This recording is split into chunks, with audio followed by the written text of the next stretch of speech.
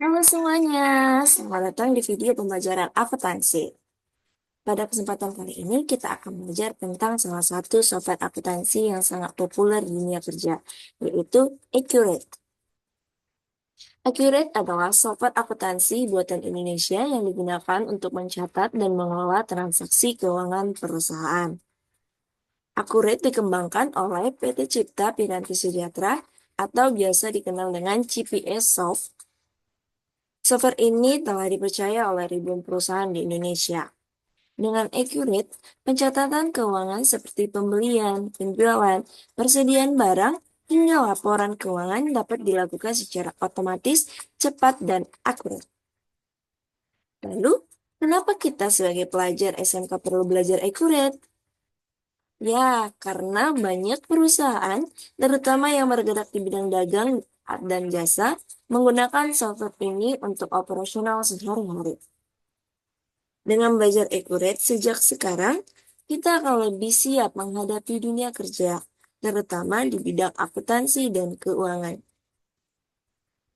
Sekarang mari kita lihat tampilan awal dari Accurate ini. Ketika kita membuka aplikasi Accurate, kita akan ditampilkan dengan tampilan seperti ini. Saat pertama kali membuka aplikasinya, akan muncul sebuah jendela utama dengan 6 icon penting. Icon-icon ini adalah fitur awal yang akan sering kita gunakan sebelum masuk ke tampilan utama Accurate. Yuk kita bahas satu persatu. Icon pertama bergambar bintang. Icon ini digunakan untuk membuat data perusahaan baru.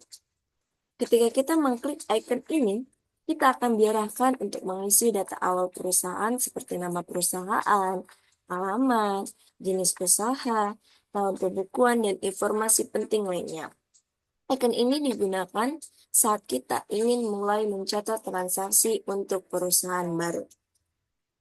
Icon kedua adalah folder terbuka, seperti bentuk folder.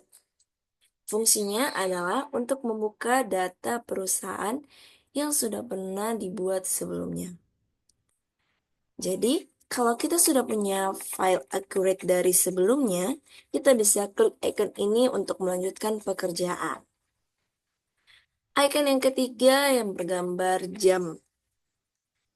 Icon ini berfungsi untuk membuka data terakhir yang digunakan. Fitur ini sangat berguna agar kita bisa cepat kembali ke data yang terakhir kita buka tanpa harus mencarinya secara manual. Icon yang keempat seperti bentuk gambar bangunan, yaitu contoh data. Icon keempat ini digunakan untuk membuka data contoh atau sampel data. Sampel data ini sudah berisi informasi dan transaksi fiktif dan sangat cocok digunakan untuk latihan atau simulasi. Kita bisa belajar tanpa khawatir merusak data asli. Selanjutnya, icon yang berbentuk obeng dan kunci ini.